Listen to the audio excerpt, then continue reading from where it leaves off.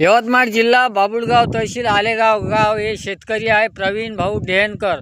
हे लागवण कधी केली होती दादा तू ना?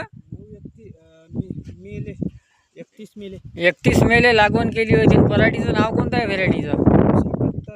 971 होय का? राशी आहे। हे 4 फूट वाढलेली आहे जवळपास, पाहू शकता तुम्ही। स्विफ्ट राशी 71 हे व्हेरायटी आहे आणि हे मे महिन्याच्या 31 तारखेला लावली म्हणते। बोंड या प्रकारे दिसत आहे, याला 30, 35, 40 बोंड आहे।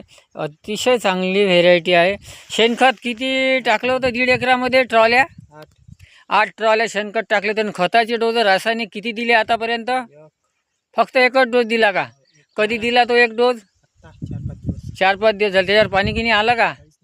पाणी एकही थेंब नाही आला आहे भाऊ। असं समजून घ्या की या पराठीला रासायनिक खत दिलं पण त्याच्यावर पाणी आलं नाही, म्हणजे न दिल्यासारखं। हे शेणखताच्या भरोशावर अशी पराठी आलेली आहे आणि अतिशय बियाणं चांगलं आहे। हे राशीचं बियाणं आहे आणि शेतकऱ्याचे नाव प्रवीण भाऊ ढेनकर आलेगाव येथील आहे।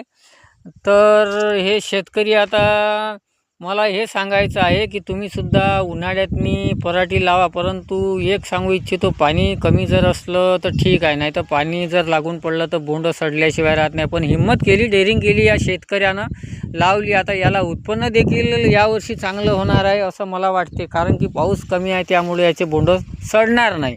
जय हिंद, जय महाराष्ट्र।